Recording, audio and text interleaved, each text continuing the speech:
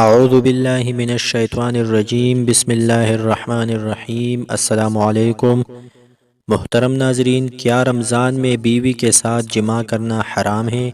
آج میں آپ کو اس بات کی وضاحت کروں گا، اور وہ بھی قرآن و حدیث کی روشنی میں۔ تو ناظرین کرام، قرآن و حدیث میں 5 ایسی حالتیں بیان کی گئی ہے جن میں بیوی کے ساتھ جماع کرنا یا ہم بستری کرنا حرام ہے، ناجائز ہے۔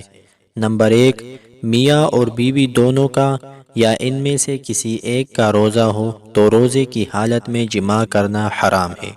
نمبر 2، خاوند اور بیوی دونوں احرام میں ہو یا ان میں سے کوئی ایک ہو تو احرام کی حالت میں جماع کرنا حرام ہے۔ نمبر 3، حاجی کے لیے طواف زیارت سے پہلے جماع کرنا یا ہم بستری کرنا حرام ہے۔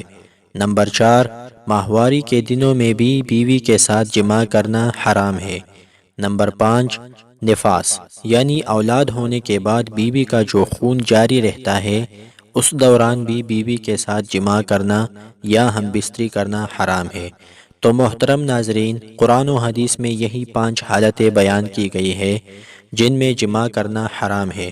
اس کے علاوہ رمضان المبارک میں اگر میاں بیوی دونوں کا روزہ نہ ہو یا رات کے وقت میں جماع کرنا چاہتے ہیں تو کر سکتے ہیں۔